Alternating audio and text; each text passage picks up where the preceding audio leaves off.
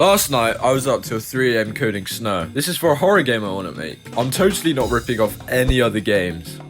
Totally. The horror game is set in the Arctic. I don't know why, it just looks cool, so leave me alone. The way I made the snow was using mesh manipulation techniques, aka just tiny little dots that move. You may be wondering, hey, you could have just used shaders. No, I hate shaders. If you like shaders, I don't like you. Yes, it will increase your performance, but I don't care. Look at this shit, bro. It doesn't make any sense. For some of you nerds, this might be a walk in the park, but I'm a Roblox developer. Cut me some slack. So after some thinking, I swapped to Unity. Along with the snow, I've also made this atmospheric snowfall, which is literally just a particle emitter that follows the player. But I'll remake it soon because it looks absolutely terrible. This leads nicely onto the vibe of the game. You get airdropped in the middle of nowhere with shoes in a dream. You need to head to a POI on the map which you can break open shipping containers and get loot from. However, the longer you are away from the nice, warm, cozy, snug, soft, calm, still, hush, chill room, the more you get paranoid, which leads to death, I guess. Anyway, that's nothing to worry about. You need to find a satellite so you can get the BBC knocking at your door. Excuse me, mate, I need to see your TV license. Anyway, the reason why you need to find a satellite is so that you can upload stuff. No, I haven't got that far yet.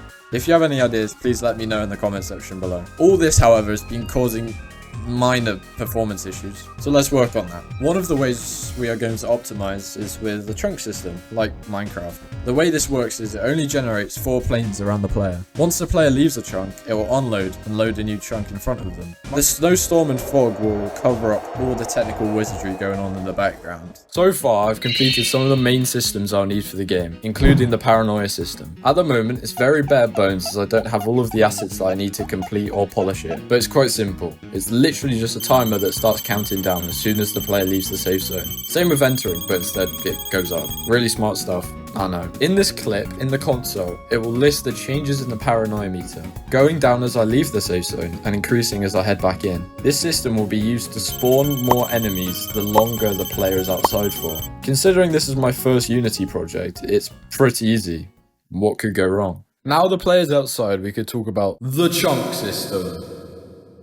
Yup, I know, I can code. Previously, I said that it would load 4 planes around the player, but after some testing, that didn't quite work. As you could guess, it doesn't look good, so I increased the amount of planes. This made it feel a lot better. In case you didn't have eyes, you could also see the shitty snow effect that I made, which I will eventually change. Although, I did run into a bug whilst testing. This occurred whenever the player stood still for too long on the snow. The FPS would drop from 500 to 100 and then keep decreasing. After looking over my code, I realised that the regeneration and deformation of the snow were fighting each other, which was causing huge amounts of lag. Luckily, I knew how to fix it, so it wasn't too big of an issue.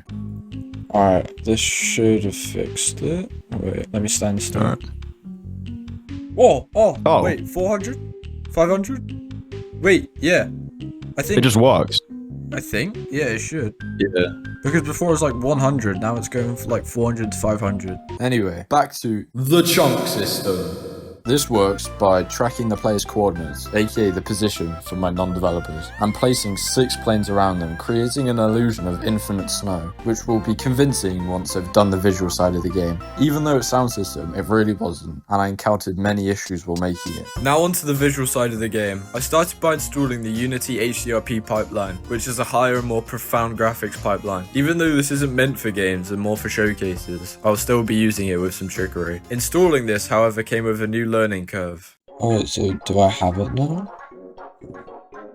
Am I blind? This? Bloody... what? How many settings, bro? I don't know what I've done. The scripting render pipeline is not used to settings within this pro. Huh? Am I dumb? And then it got worse. What? The and worse. I'm noticing some issues. And worse. Well, this sucks. Installing HDRP meant that all of my graphics and rendering was reset and transferred, meaning none of my materials could be rendered, so I had to remap those. This didn't take too long, but when it happened, I wanted to die. Even though I didn't record it, I found out I forgot to set the quality pipeline to the new HDRP pipeline. So after that, I had to reassign the materials to their maps. As you can now see, I've got this beautiful game, but because I'm a dumbass, I didn't record it. So this is how I made it. I went into the global volume in the hierarchy and applied a fog override and some film grain. Really simple stuff. I'm not talented. Unity's doing all the hard work, but I like it, so shut up. And if you didn't understand that, here's it in simpler terms. I add fog look cool, lights react to fog, neuron activate. Anyway, here's a quick before and after. Alright, so this is the game without any post-processing effects. It looks really bad, like really not good. Let me turn them on. Oh yeah. Oh yeah. As a byproduct of the volumetric fog, we now have volumetric lighting, which really fits the theme and vibe of the game. Volumetric fog is a visual effect that simulates the scattering of light through a volume of fog, creating a sense of depth and atmosphere in a scene. I did not get that from Google. Promise.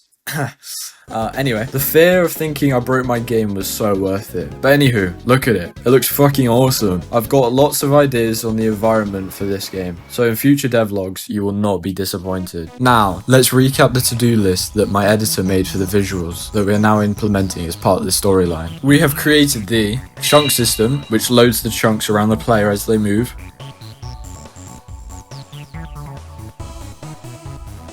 Snow deformation, which moves the snow out around the player's feet or other objects.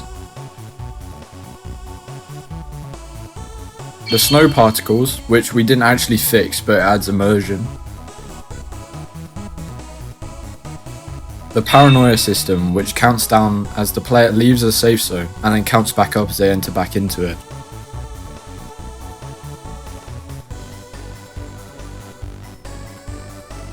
And the visuals, greatly immersing the player and masking the chunks generating. We have not done the shipping containers, so I guess that and a lot of other different things will have to be done in a future devlog. We have a lot to do. Getting onto my vision of where I want the game to be, I'm aiming for a full Steam release. And yes, it will be multiplayer. Even though this will be a challenge, I'm more than happy to work towards it. Obviously, I do not have a release date, as I've just began development. And no, this game will not be free, but it won't be expensive either. If I see enough support on this video, I will set up the Steam page earlier, so you can wishlist and show your own type of support. But yeah, thanks for watching. It means a whole lot to me. To be honest, I've no clue why you watched this far. I just bought a new mic, so in the next devlog, the overall audio quality should be a lot better. If you have any ideas or suggestions for the game, please also let me know. I've had so much fun working on this, and I'm looking forward to showing off what I make next. If you want to subscribe, go ahead. In a bit.